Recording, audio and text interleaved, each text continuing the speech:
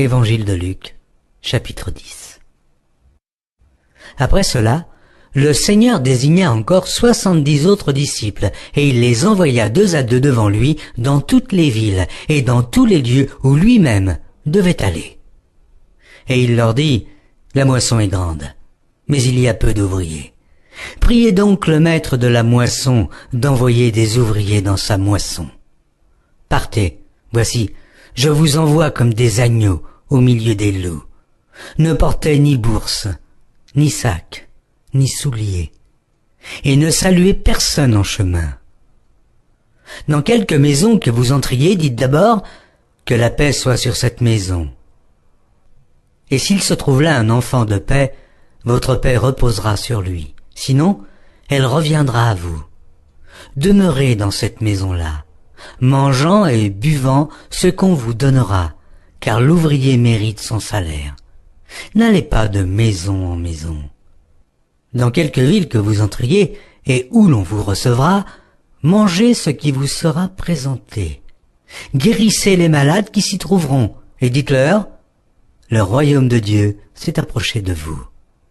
Mais dans quelque ville que vous entriez, et où l'on ne vous recevra pas, allez dans ces rues et dites, nous secouons contre vous la poussière même de votre ville, qui s'est attachée à nos pieds.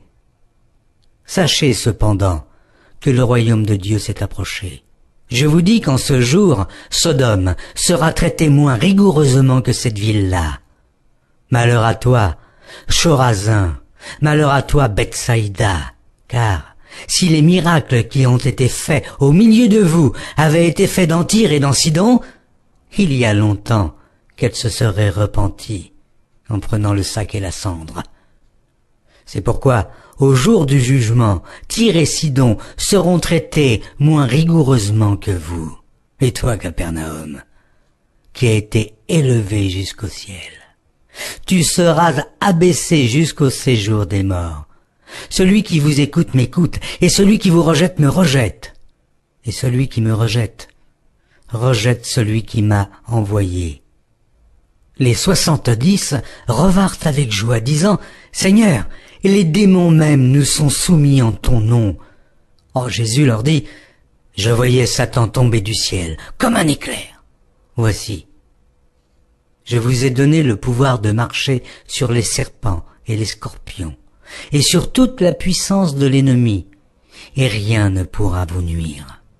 Cependant, ne vous réjouissez pas de ce que les esprits vous sont soumis, mais réjouissez-vous de ce que vos noms sont écrits dans les cieux. » En ce moment même, Jésus tressaillit de joie par le Saint-Esprit, et il dit, « Je te loue, Père, Seigneur du ciel et de la terre, de ce que tu as caché ces choses aux sages et aux intelligents, et de ce que tu les as révélées aux enfants. Oui, Père, je te loue de ce que tu l'as voulu ainsi. Toutes choses m'ont été données par mon Père, et personne ne connaît qui est le Fils, si ce n'est le Père, ni qui est le Père, si ce n'est le Fils, et celui à qui le Fils veut le révéler. » Et, se tournant vers les disciples, il leur dit en particulier, « Heureux les yeux qui voient ce que vous voyez. Car je vous dis que beaucoup de prophètes et de rois ont désiré voir ce que vous voyez et ne l'ont pas vu, entendre ce que vous entendez et ne l'ont pas entendu. » Un docteur de la loi se leva et dit à Jésus pour l'éprouver, « Maître, que dois-je faire pour hériter la vie éternelle ?» Jésus lui dit, « Qu'est-il écrit dans la loi? Qui lis-tu » Il répondit, « Tu aimeras le Seigneur ton Dieu de tout ton cœur, de toute ton âme, de toute ta force et de toute ta pensée, et ton prochain, comme toi-même. » « Tu as bien répondu, lui dit Jésus, fais cela, et tu vivras. » Mais lui, voulant se justifier, dit à Jésus, « Et qui est mon prochain ?» Jésus reprit la parole et dit, « Un homme descendait de Jérusalem à Jéricho. Il tomba au milieu des brigands qui le dépouillèrent, le chargèrent de coups et s'en allèrent le laissant à demi-mort. Un sacrificateur qui par hasard descendait par le même chemin, ayant vu cet homme, passa outre. Un lévite qui arriva aussi dans ce lieu, l'ayant vu, passa outre. Mais un samaritain qui voyageait étant venu là, fut ému de compassion lorsqu'il le vit.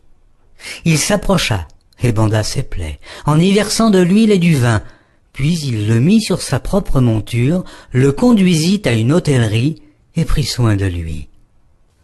Le lendemain, il tira 2 deniers, les donna à l'hôte et dit « Aie soin de lui, et ce que tu dépenseras de plus, je te le rendrai à mon retour. » Lequel de ces 3 te semble avoir été le prochain de celui qui était tombé au milieu des brigands?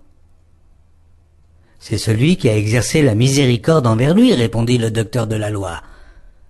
Et Jésus lui dit, va, et toi, fais de même.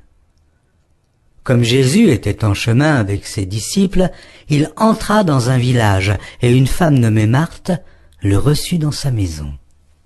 Elle avait une sœur nommée Marie, qui, s'étant assise aux pieds du Seigneur, écoutait sa parole.